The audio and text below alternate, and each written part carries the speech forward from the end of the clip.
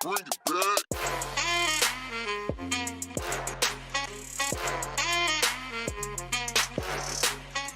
Good morning, Panthers. Welcome to the WPNN. My name is Jael. And my name is Camilla. It's a wonderful day to be a Panther. Panthers, stay tuned for information coming soon on custom embroidery.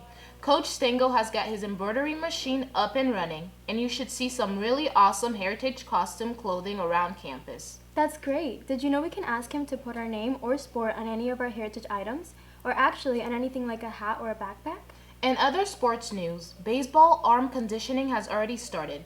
Conditioning is every day right after school with Coach Melendez. In club news, BSU is starting Penny Wars, and if you don't know what this is, it's where your penny, or other amounts, score points for your teacher and takes points away from other teachers. The winning teacher will get a pie in the face.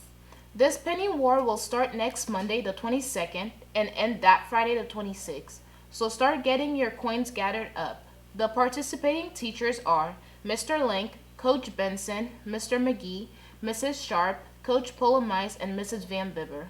Remember, Panthers are respectful, responsible, and prepared. Go Big Blue!